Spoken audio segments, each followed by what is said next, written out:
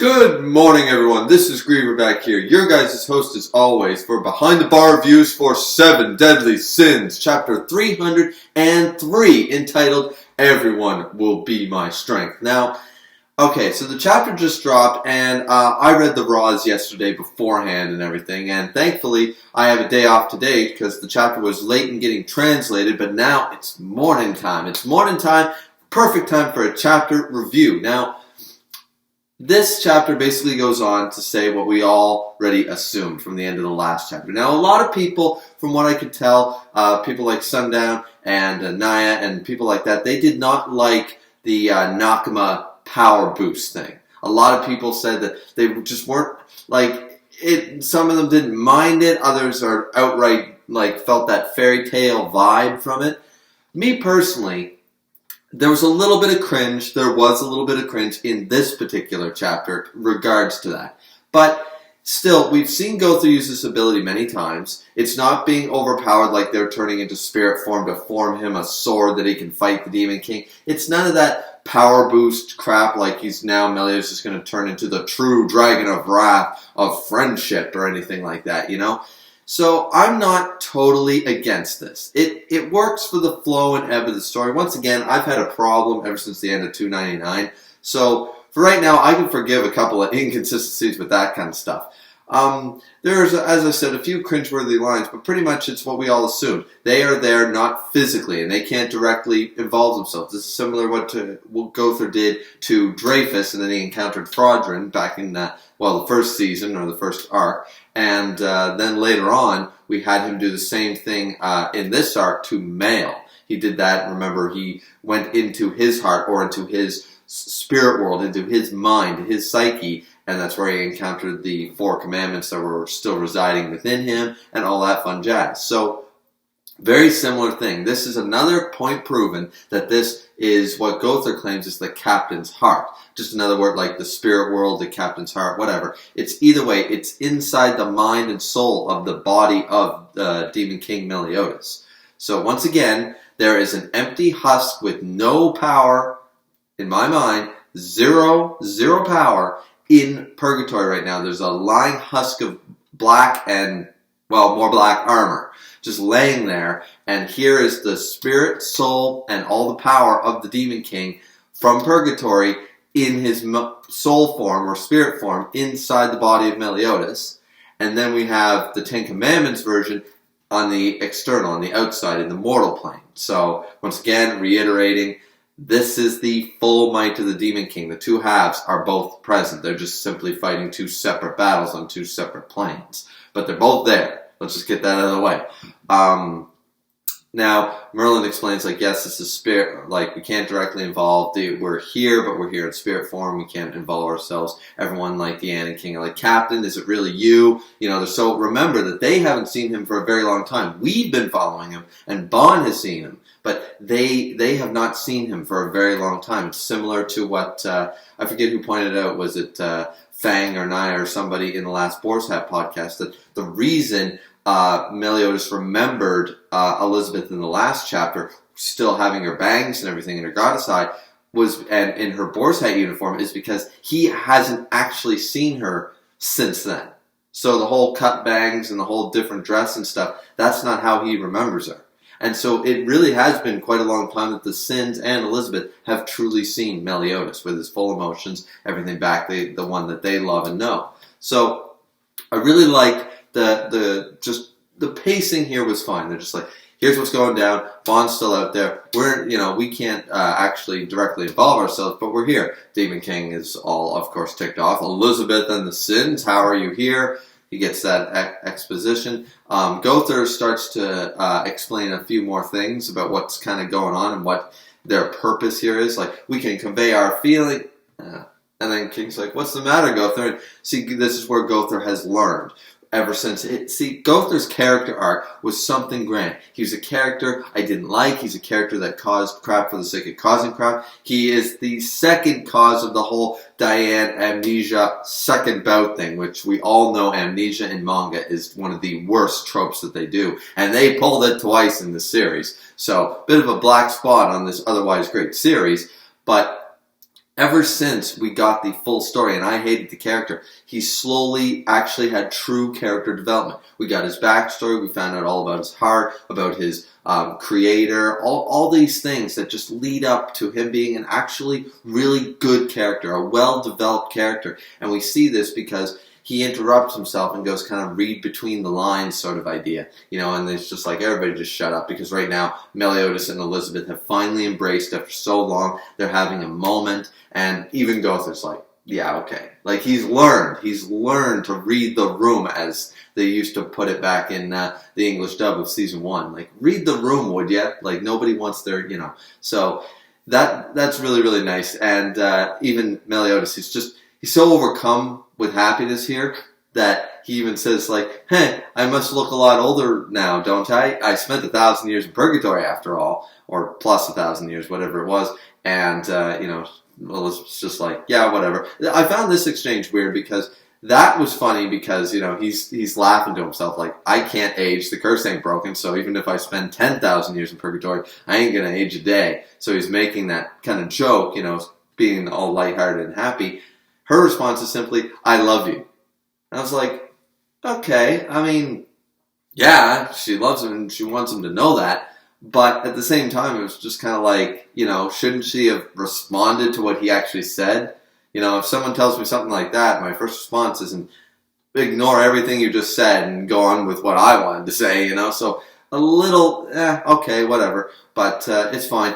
The Demon King then comes after them, and we see him, and he just leaped forward, and he's looking like boss-like, like, I'm just going to sweep them all away with one swing of this awesome-ass sword. And boom, we don't see any kanji or anything that indicates full counter. We don't see anything we can assume from it. Don't know, but the Demon King actually states, you did this to me, what is this power? And we see a bunch of punctured holes where he's bleeding out of, or darkness or something. I'm assuming he's bleeding out of all these punctured holes in his chest where he was pushed back even further than he was standing. And he's laying there and he's asking, what is this new power? What have you done? And I'm sitting there like, okay, wait a minute. He said that last time in Purgatory, so I'm sitting there like on the flip side, like I'm assuming this is something to do with Meliodas' original magical power. So why is he shocked, and why is he once again saying, this power, he was the one who said, you are afraid to unlock your original power, and now, so I'm very confused. I think we just need to find out. I think we need the information, Nakaba. We need to know, what is the original magical power? Why does the Demon King know about it? Why was it really locked away? And once again, why can the Demon King, from all intents and purposes, or maybe he's supposed to be able to exist in the mortal plane, but if Meliodas takes over the body, he won't be able to. The only other explanation I've so far come up for this is that the Demon King does not intend to stay in the mortal plane. He's going to wipe it from existence and peace back to the demon realm. He's got no desire to be on the mortal plane for more than a day. Maybe he can't survive there for more than a day either. Maybe there is some, charred council thing from Darksiders, deciding all this balance shit. We don't know. But that's the only other explanation I can come up with, is that the Demon King himself can also not stay in the mortal plane for more than a day. So there's that, but we need this information. We need to get some of this new information about his power, about the rules surrounding having the Ten Commandments in his body, all this fun stuff. Now, here's where the real cringeworthy stuff comes in, where he's all like, this power, it's my friends fueling it, that whole Nakama power boost thing, like, you have no chance of winning now. And I'm just like, okay. So, from Meliodas, it doesn't sound terrible. And once again, having Nakama be your strength source is something that a lot of characters, some of our fan favorite characters, do it. I mean, hell, most characters in Shonen have an overall goal. Like, Naruto wants to be Hokage and stuff, and of course he never abandons his friends. We have Luffy. He wants to be Pirate King, but he never abandons his friends and his crew and his Nakama. They're important. And they don't feel as cringeworthy. It's Fairy Tail. Fairy Tail made it so that anytime Nakama is even mentioned in manga, we all get flashbacks. We all get nightmares, and we all try to, shy away from it. The lines are cringeworthy and tropey, but it's not unfitting. This is not a fairy tale boost. I've reread this a few times and I went, you know what, that's all that's happening. We're all just having bad flashbacks of the bullshit that was fairy tale Nakama power. Remember that every other character, hell, the entirety of Bleach, for all its faults, Ichigo is literally doing this solely for Nakama. He doesn't want to be the captain of the Gotei 13. He doesn't want to be the most powerful Soul Reaper. He's got no overall goal like Luffy or Naruto or Toriko or any of these other characters. His whole shtick is a well done Nakama save my friends shtick. That's his entire goal through the whole series. Like, I'm just doing this to help my friends, to save Rukia, to help Orihime, to save these people, to protect my town, to protect my family. That's his whole thing. He has no overall goal other than that simplistic form, unlike a lot of other main shonen protagonists. So, for Meliodas, who has overall goals and is very in-depth, a little more than some shonen heroes, which are more cookie-cutter, very basic, having him have a few Nakama sentences and a couple, it's fine, guys. Just remember that not every single time that Nakama is brought up in a series is it going to bring itself back into fairy tale level of cringe. So, I can accept this.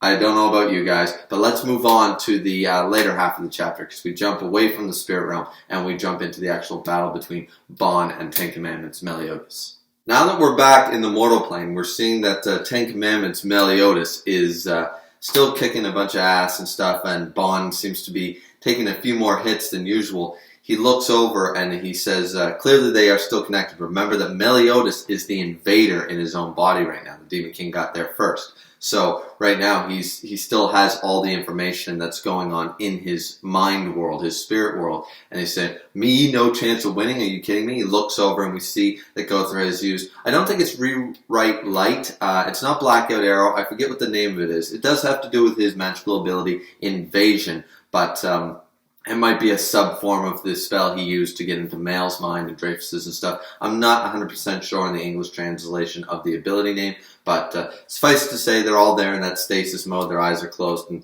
you can tell the outline is there. So he wants to cut off the source of their power. He says, I'm just going to, cut them down here. They'll leave. You'll go into despair and I'll win sort of idea. Pretty good logic there.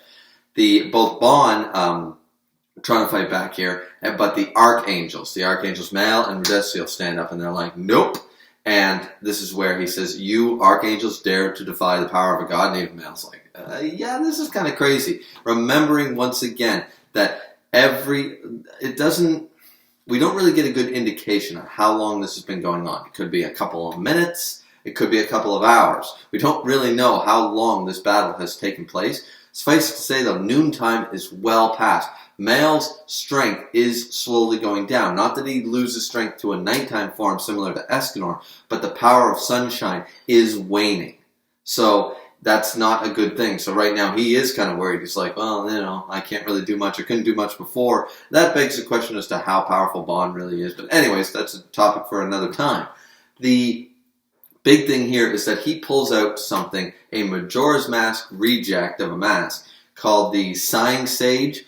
Another name for it was the Grieving Mask or Grieving Sage. Now, I just want to put that out there. Though I think I could pull off the mustache, I don't really like the namesake. I don't think I'm that ugly. I really don't. The Grieving... No. If I'm going to be named after something, at least let me look a little cooler. Like, I don't like being the Majora's Mask reject over here, No, I know he's clearly very powerful. He's one-shotting entire towns by the looks of these blasts, these hyper-beam-bolic bombs that these bombs that he's dropping, and he seems to be able to do them consistently without issue. Now, this is where Redesio manages to use Sanctuary, I believe it's called, the Nehru's Love thing from Zelda, that he basically pulls off his shield form, and it basically manages to block it, and Redesio states, I'm not going to lose anybody again. Now, this is where he says, not my friends. You were using the sins as pawns. Don't think that, this is fairy tale level crap there. The line, I'm not going to lose my friends. The little brother thing is fine. I'm not losing my little brother again. And he's just kind of encompassing everybody in the thing because he knows that Mael cares about them sort of idea. But they're not his friends. He never treated them as friends. He's used them as pawns in his genocidal attempt on the demons. So that's cringeworthy. That's more cringeworthy than anything Elizabeth or Meliodas said this chapter, in my opinion. It doesn't even suit him because they aren't his friends. He was going to use them to his own ends. No, don't like that. But it's also stated by, I believe, the Ten Commandments Meliodas that, you're not going to last more than another 5-10 seconds, even with that up. So forget about it. And this is where we see that the Sighing Sage Mask is constantly dropping more bombs, like they're nothing. And we can assume they are all these town-level scale destruction disaster bombs. The Bond is there trying to fight the Demon King, saying, well, I'll try to stop you.